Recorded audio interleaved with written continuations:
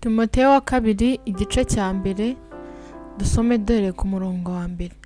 Pawulo wagizwe intumwa ya Kristo Yesu nk'uko Imana yabishatse kandi nk'uko isezerano ry'ubugingo bubonerwa muri Kristo Yesu riri. Ndakwandikiye Timoteyo umwana wanjye nkunda, ubuntu n'imbabazi n'amahoro bibe kuri wowe, biva ku Mana Data wa twese no kuri Kristo Yesu umwami wacu. Umurongo wa gatatu umutwe w'amagambo uravuga ngo Pawulo ahugurira Timoteyo gushikama mu byo kwizera. Imana nkorera nkurikije ba sokuruza mfite umutima utancira urubanza, niyo nshimira yuko nkwibuka ubudasiba uko nsenze ku manywa na nijoro. Nibuka amarira yawe, ngakumbura kukureba ngo nuzure umunezero, kuko nibutse kwizera kutaryarya kukurimo kwabanje kuba muri nyogokuru Loyisi no muri nyoko Yunike, kandi nzi neza yuko kukurimo nawe. Nicyo gituma nkwibutsa gusesa impano y'Imana ikurimo ngo yake, iyo waheshejwe no kurambikwaho ibiganza byanjye. Kuko Imana itaduhaye umwuka w'ubwoba, ahubwo yaduhaye uw'imbaraga n'urukundo no kwirinda. Nuko ntukagire isoni zo guhamya umwami wacu cyangwa izanjye imbohe ye, ahubwo ufatanye nanjye kurenganyirizwa ubutumwa bwiza ufashijwe n'imbaraga z'Imana. Yadukijije ikaduhamagara guhamagara kwera, itabitewe n'imirimo yacu, ahubwo ibitewe n'uko yabigambiriye ubwayo. No kubw'ubuntu bwayo twaherewe muri Kristo Yesu uhereye kera kose, ariko none bukaba bwarerekanywe no kuboneka k'umukiza wacu Kristo Yesu, wahinduye urupfu ubusa akerekanisha ubugingo no kudapfa ubutumwa bwiza. Ubwo butumwa nibwo nashyiriweho kuba umubwiriza wabwo n'intumwa n'umwigisha w'abanyamahanga. Nicyo gituma mbabazwa ntya, nyamara singira isoni, kuko nzi uwo nizeye uwo ari we, kandi nzi neza yuko abasha kurinda ikibitsanyo namubikije kugeza kuri urya munsi. Ujye ukomeza icyitegererezo cy'amagambo mazima wanyumvanye, ugikomereshe kwizera n'urukundo rubonerwa muri Kristo Yesu. Ikibitsanyo cyiza wabikijwe ukirindishe umwuka wera utubamo. Uzi yuko abo muri Aziya bose banteye umugongo, muri bo ni Fugero na Herumogene. Umwami wacu agirire imbabazi abo kwa Onesiforo, kuko yanduhuraga akenshi kandi ntaragakorwa n'isoni z'umunyururu wanjye. Ahubwo ageze i Roma agira umwete wo kunshaka arambona. Umwami amuhe kuzabona imbabazi z'umwami kuri urya munsi. Ibyo yankoreye muri Efeso uko bingana ntawe ukurusha kubimenya. Timoteyo wa kabiri ibice bibiri dusome dore ku murongo wa mbere. Umutwe w'amagambo aravuga ngo Pawulo ahugurira Timoteyo kwitanga amaramaje. Nuko rero mwana wanjye ukomerere mu buntu bubonerwa muri Kristo Yesu, kandi ibyo wanyumvanye imbere y'abahamya benshi ubimenyeshe abantu bo kwizerwa bazashobora kubyigisha abandi. Ujye ufatanya nanjye kwihanganira imibabaro nk'uko bikwiriye umusirikare mwiza wa Kristo Yesu.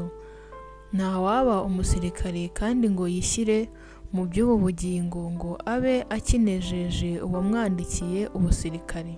Kandi iyo umuntu ashatse kurushanwa mu mikino ntahabwa ikamba, keretse arushanijwe nk'uko bitegetswe. Umuhinzi uhinga niwe ukwiriye kubanza kwenda ku mbuto. Zirikana ibyo mvuze, kuko umwami wacu azaguha ubwenge muri byose. Ujye wibuka Yesu Kristo wakomotse mu rubyaro rwa Dawidi, akazuka mu bapfuye nk'uko ubutumwa nahawe buvuga.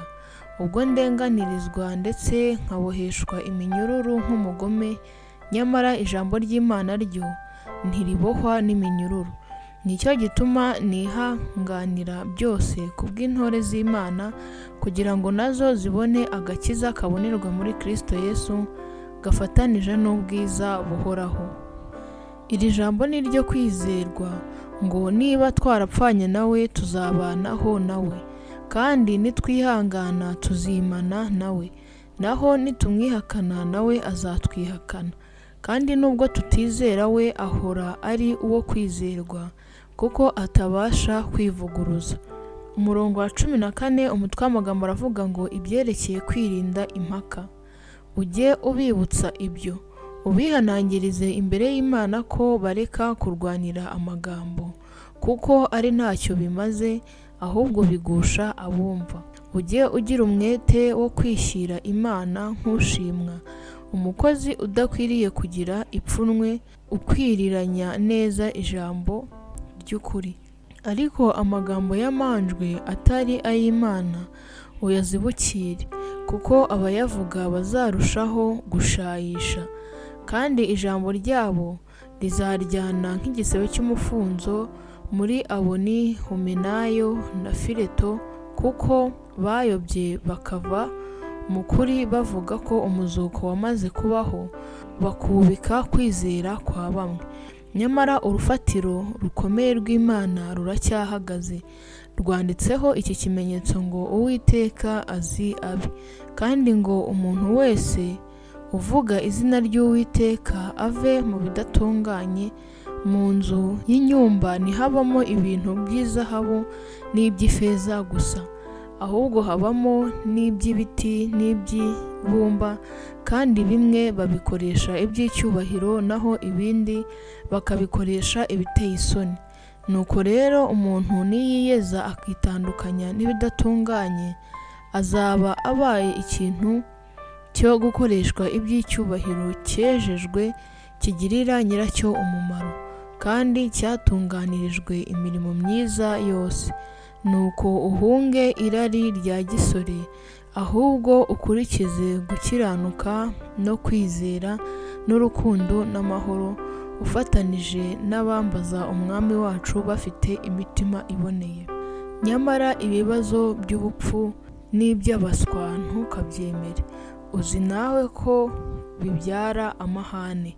Ariko umugaragu w'Umwami wacu ntakwiriye kuba umunyamahane, ahubwo akwiriye kugira ineza kuri bose, agakunda kwigisha, akihangana, agahanisha ubugwaneza abamugisha impaka, ngo ahari nibishoboka Imana ibahe kwihana ngo bamenye ukuri, basinduke bave mu mutego wa Satani wabafashe mpiri, babone gukora ibyo Imana ishaka. Timoteyo wa 2 ibice 3 dusome dore ku murongo wa 1.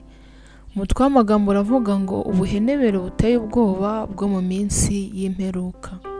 Umenye yuko mu minsi y'imperuka hazaza ibihe birushya, kuko abantu bazaba bikunda, bakunda impiya, birarira, bibona, batukana, batumvira ababyeyi babo, indashima, batari abera, badakunda ababo, batuzura, babeshyerana, batirinda, bagira urugomo, badakunda ibyiza, bagambana, ibyigenge, bikakaza, bakunda ibibanezeza aho gukunda Imana, bafite ishusho yo kwera ariko bahakana imbaraga zako. Abameze batyo ujye ubatera umugongo, kuko muri bo harimo abagabo bomboka mu mazu, bakanyaga abagore batagira umutima, baremerewe n'ibyaha, batwarwa n'irari ry'uburyo bwinshi, bahora biga ariko ntabwo babasha kugira ubwo bamenya ukuri. Nk'uko Yane na Yambure barwanije Mose, niko nabo bagabo barwanya ukuri. Abo ni abononekaye ubwenge, badashimwa ku byo kwizera, ariko ntibazabasha kurengaho, kuko ubupfu bwabo buzagaragarira abantu bose, nk'uko ubwa ba bandi nabwo bwagaragaye. Ariko woweho wakurikije neza inyigisho zanjye n'ingeso zanjye n'imigambi, no kwera, no kwiyumanganya, n'urukundo, no kwihangana, no kurenganywa kenshi, no kubabazwa kenshi, n'ibyambereyeho muri Antiyokiya no muri Ikoniyo n'i Lusitira, n'ibyo nihanganiye byose ndenganywa, nyamara umwami wacu akabinkiza byose.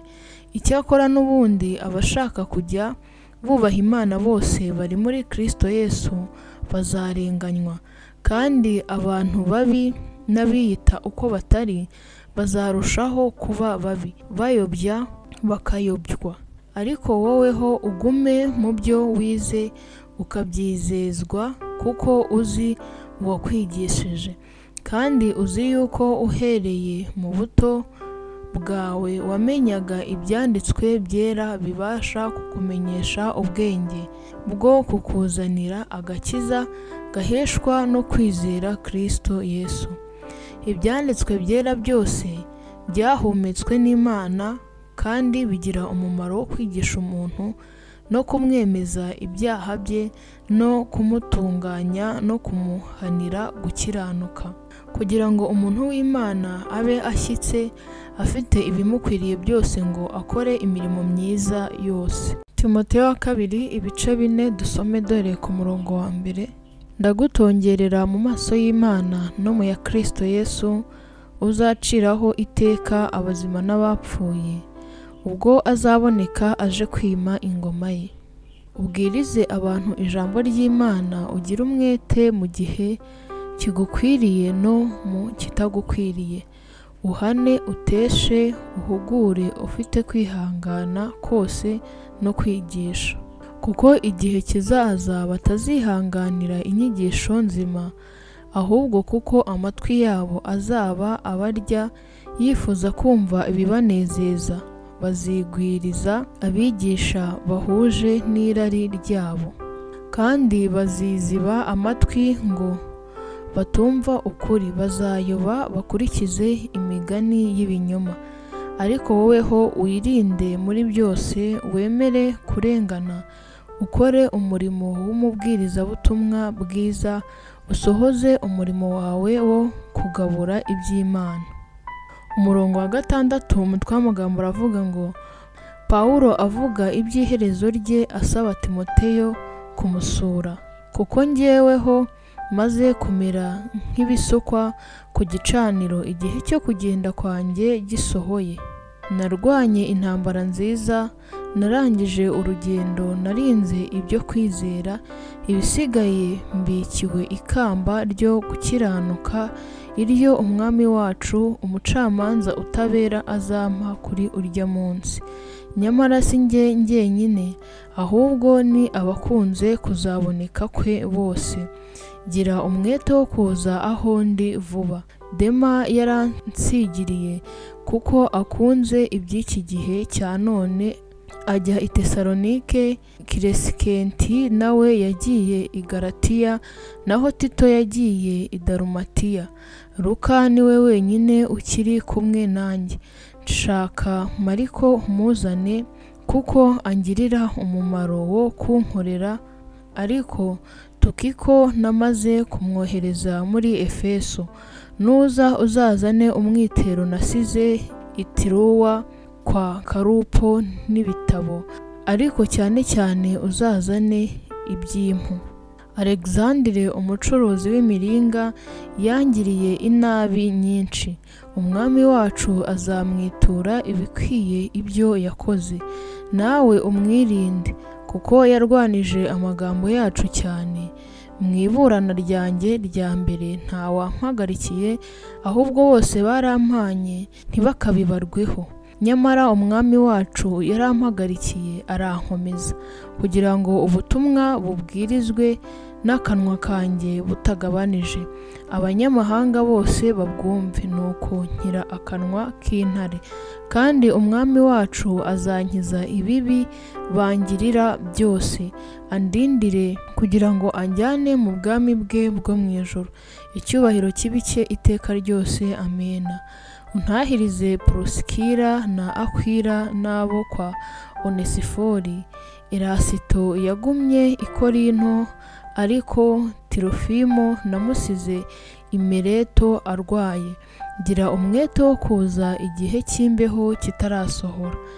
Ewuburo aragutashya, na Budenti na Lino na Kilowadiya na bene data bose. Umwami Yesu abane n'umutima wawe, ubuntu bw'Imana bubane namwe.